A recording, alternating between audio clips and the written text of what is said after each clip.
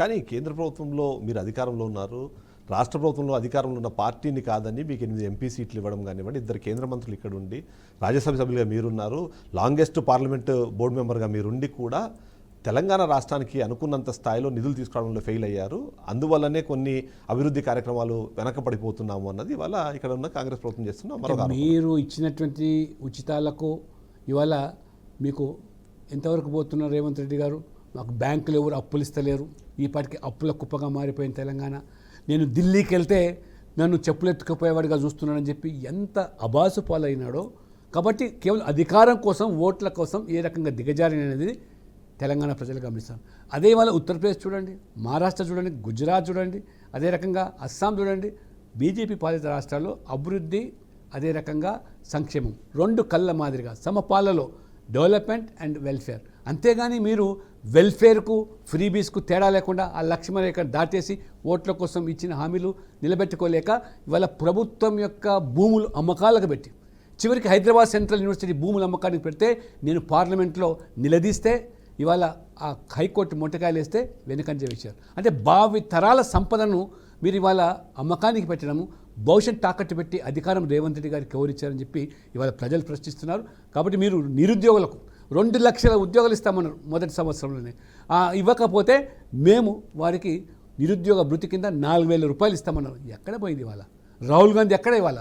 రాహుల్ గాంధీ వచ్చి ఆ రోజు బ్రహ్మాండమైన ఉపన్యాసం చేసి నేను ఉండే ప్రాంతంలో అశోక్ నగర్లోనే ఆ సిటీ సెంట్రల్ లైబ్రరీలో వచ్చి నిరుద్యోగులు రెచ్చగొట్టి ఓటు సంపాదించుకున్నారు. ఇవాళ ఇచ్చింది ఏమిటి, చేసింది ఏమిటి, ఏ రకంగా మోసం చేస్తున్నారు, దగా చేస్తున్నారు, ఉద్యోగాలు అడిగితే లాఠీలు జులిపిస్తున్నారు, వాళ్ళని జైల్లో పంపిస్తున్నారు. కానీ మీరు సబ్కా సాత్ సబ్కా వికాస్ అన్నారు. కానీ ఎన్డీఏ భాగస్వామ్య పక్షాల అధికారంలో ఉన్న రాష్ట్రాలు, ఫర్ ఎగ్జాంపుల్ ఆంధ్రప్రదేశ్, బీహార్ లాంటి ప్రాంతాలకు ఇస్తున్న నిధులు మీకు సాత్గా లేని తమిళనాడు లేకపోతే తెలంగాణ, కర్ణాటక లాంటి ప్రాంతాలకు ఇస్తున్న నిధులకు సంబంధించి వ్యత్యాసం చాలా భారీగా ఉంది, అది కనిపిస్తోంది. మీరు సబ్కా సాత్ సబ్కా వికాస్ అన్నారు, కానీ మా సబ్కా సాత్ మీరు ఎక్కడ ఇస్తున్నారు అన్నది మరొక మాట వినిపిస్తుంది. గతంలో మాదిరిగా కాంగ్రెస్ ఏ రకంగా విపక్ష ప్రభుత్వాల మీద వేటు వేసేదో, 356 ఆర్టికల్ను ఏ రకంగా దుర్వినియోగపరిచిందో, ఇందిరాగాంధీ గారు ఒక రాత్రి 9 మరి ప్రతిపక్ష ప్రభుత్వాలు కూలగోసిందో, ఆ రకంగా 100 పై సార్లు 356 ఆర్టికల్ అబ్యూజ్ చేసి ప్రతిపక్ష ప్రభుత్వాలు కూలగొట్టారు. కానీ ఇవాళ మేము అధికారం లేకున్నా, మాకు ఎమ్మెల్యేలు ఇక్కడ పెద్దగా లేకపోయినా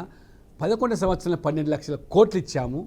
అనేకమైనటువంటి ప్రాజెక్టు రామగుండం ఎరువుల కర్మాగారాన్ని మీ హయాంలో మూతపడితే 6,300 కోట్లు ఖర్చు పెట్టి తిరిగి తెరిపించి ఇవాళ రైతులకు ఏ రకంగా ఎరువుల పంపిణీ జరిగేదానికి తెలంగాణ, ఆంధ్రప్రదేశ్ కాదు దక్షిణాదికి ఇవాళ ఒక రైతుల ఎరువుల కర్మాగారంగా, భాండాగారంగా మారిందంటే అది మేము చూసిన చెరువ కదా.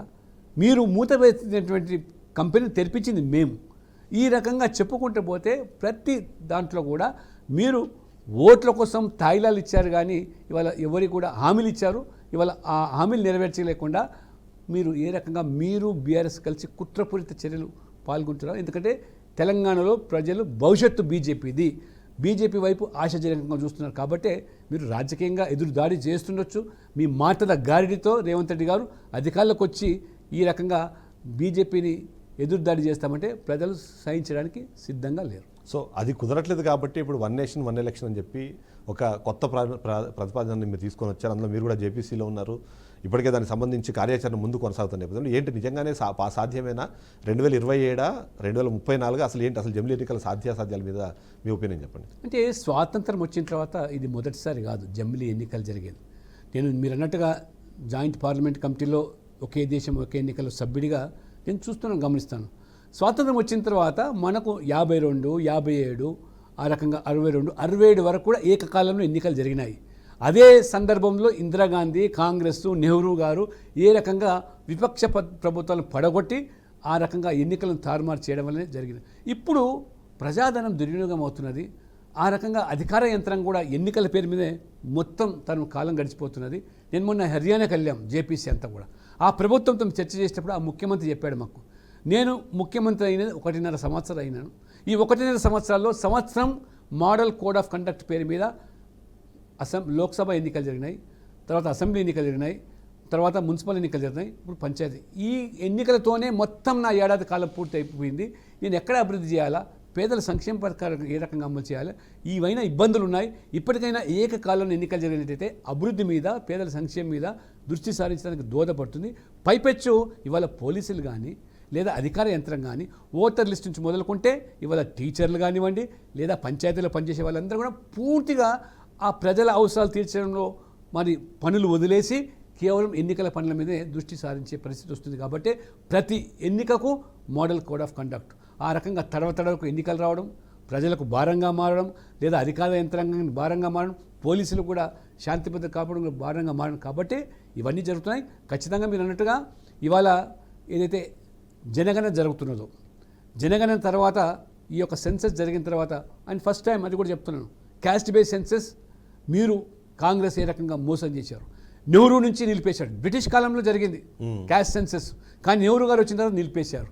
ఇప్పుడు రాహుల్ గాంధీ రాజ్యాంగం పుస్తకం పెట్టుకొని వాళ్ళ రాజ్యాంగం గురించి, రిజర్వేషన్ గురించి, ఇవాళ కులగ నుంచి మాట్లాడుతారు. అదే మీ కుటుంబంలో నుంచి 3 వ్యక్తులు దేశానికి ప్రధానమంత్రులు అయి చెయ్యని పనిని వాళ్ళ మోదీ గారు చేస్తున్న కులగణన, దాన్ని స్వాగతించి ఆదరించాల్సింది పోయి మీరు ఏ రకంగా వాళ్ళ కోడిగుడ్డు ముందు ఈకలు బిక్కే ప్రయత్నం చేస్తున్నారు. కాబట్టి ఇవాళ ఈ యొక్క సెన్సస్ తర్వాత ఖచ్చితంగా పార్లమెంట్ దానికి క్రెడిట్ రాహుల్ గాంధీకి ఇవ్వాలి. ఎందుకంటే మేము వైపు కర్ణాటకలో చేశాము, తెలంగాణలో ఇప్పుడు బీసీలకు సంబంధించి కులగణన చేశాము, దాని కంటిన్యూషన్లోనే ఇప్పుడు కేంద్ర ప్రభుత్వము తప్పక ఆ పరిస్థితిని క్రియేట్ చేసింది కాంగ్రెస్ పార్టీ అనేది ఇవాళ కాంగ్రెస్ పార్టీ చెప్తుంది. ఆడలేక మధ్యలో కర్ణాటకలో చేసి ఒరగబెట్టింది ఏమిటి? మీరు కర్ణాటకలో మీరు 300 కోట్లు ఖర్చు పెట్టి సర్వే చేసి ఎందుకు దాన్ని పబ్లిష్ చేయలేదు? మీ పార్టీలో ఉన్న వాళ్ళే అభ్యంతరం వ్యక్తం వల్ల చేయలేదని ఒకసారి మల్లికార్జున ఖర్గే గారు చెప్పి, తెలంగాణ చేసింది ఏంటంటే తెలంగాణ రోల్ మోడల్ అంటున్నారు. తెలంగాణ చేసింది ఏంటి? అంతకుముందు 51% ఉన్న బీసీలను 46%గా చూపించారు. కొత్తగా ఇప్పుడు ముస్లిం బీసీలు 10% అని చెప్తున్నారు. ఇది రోల్ మోడలా? అంటే ముస్లింలందరినీ కూడా బీసీ జాబితాలో చేర్చి బీసీల హక్కులను కాలవేయడం, బీసీ అధికారులను, బీసీల యొక్క రిజర్వేషన్లను ఆ రకంగా తన్నుకుపోయేదానికి దోహదపడమే ఈ ఓటు బ్యాంక్ రాజకీయాలు మీది. ఆ రకంగా మీరు వీళ్ళు చేయడానికి ఏమాత్రం కూడా భారతీయ జనతా పార్టీ ఒప్పుకోదు. ముస్లింలలో కూడా పేదరికం ఉంది, సామాజిక వివక్ష ఉంది. ఆ వర్గాలను ఆ పార్టీకే మండల్ కమిషన్ ద్వారా కానివ్వండి, గత ప్రభుత్వాలు 3-4 కులాలను బీసీలు చేర్పించారు. కానీ ఇవాళ 12% ముస్లిం జనాభా ఉంటే 10% బీసీలు అంటే ఇవాళ బీసీలు ఎక్కడ పోవాలి? ఇవాళ హైదరాబాదులో జిహెచ్ఎంసీ ఎన్నికల్లో, లోకల్ బాడీ స్థానిక సంస్థల ఎన్నికల్లో 50 డివిజన్లు మోహన్బాబు స్వర్గీయ ఎన్టీ రామారావు 33.33% రిజర్వేషన్ లోకల్ బాడీలో బీసీలకు ఇస్తే 50 డివిజన్లు 150లో బీసీలకు ఉంటే ఆ బీసీ డివిజన్లలో ఇవాళ దాదాపు మరి 32 మంది ముస్లిం బీసీలు, 18 మంది మాత్రం మిగతా హిందువులు. అంటే ఎక్కడ జరుగుతున్నది ఇవాళ? అంటే మొత్తం అప్పనంగా బీసీల పేరు మీద ముస్లింలకు అప్పగించడమే మీ విధానం కాబోతుంది. కాబట్టి ఓట్ల కొట్టి కోసం ఇది రోల్ మోడల్ దేశం ఒప్పుకునేదానికి సిద్ధంగా లేదు. ఇవాళ క్యాస్ట్ బేస్డ్ సెన్సెస్ శాస్త్రీయ పద్ధతుల్లో ఇవాళ ఒక జ్యుడిషియరీ స్క్రూటీలో నిలబడే విధంగా ఇవాళ మోదీ ప్రభుత్వం సెంట్రల్ సెన్సస్ యాక్ట్ ద్వారా చేయబోతున్నాం. ఇవాళ రేవంత్ రెడ్డి గారు చేసింది అది సర్వే మాత్రమే. ఇవాళ సెన్సస్ అనేది అది కేంద్ర పరిధిలో ఉండేటువంటి ఆ యొక్క అంశం. దాన్ని మొదటిసారిగా మోదీ ప్రభుత్వం చేయడం నిజంగా హ్యాట్స్ ఆఫ్ టు మోదీ గారు అనేది ఇవాళ ప్రజలు. బీసీలకు 42% రిజర్వేషన్ ఇచ్చే ప్రయత్నం కాంగ్రెస్ పార్టీ చేస్తుంటే కేంద్ర ప్రభుత్వంలో అధికారంలో ఉన్న బీజేపీ, ఇక్కడ బీసీ సీఎం నినాదం తీసుకున్న బీజేపీ అక్కడ మాకు రెస్పాండ్ అవ్వట్లేదు, మేము తీసుకొద్దామన్న ఈ చట్టాన్ని కానికుండా ఆపుతున్నారు అన్నది మరొక వర్షం వినిపించే ప్రయత్నం చేస్తారు. ఒకటి, అసెంబ్లీలో 42% రిజర్వేషన్లు మీరు స్థానిక సంస్థల్లో ప్రవేశపెట్టినప్పుడు బలపరిచింది, ఆమోదం చేపించింది భారతీయ జనతా పార్టీ.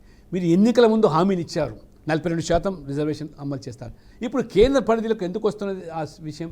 మీరు చట్టం తీసుకొచ్చారు, వెంటనే జీవో ఇచ్చి అమలు చేయండి. ఇప్పుడు కేంద్రానికి పంపిస్తున్నాం లేదా 9th షెడ్యూల్ అని చెప్పి మీరు ఏమాత్రం కూడా మీరు చేసిన సర్వేను అసెంబ్లీలో పబ్లిక్ డొమైన్లో పెట్టకుండా, దానిని కులాల వారీగా సామాజిక వర్గాలుగా పబ్లిష్ చేయకుండా, ఏ సామాజికం ఎంత ఉన్నదో చెప్పకుండా కేవలం మీరు రాజకీయం చేశారు. ఒక రాజకీయ అస్త్రంగా దీన్ని మార్చుకుంటున్నారు తప్పితే చిత్తశుద్ధి ఉన్నట్టే 42% అమలు చేయాలి. మీరు ఇవాళ 50% సీలింగ్ ఉంది అంటే మీకు హామీ ఇచ్చే ముందు తెలియదా?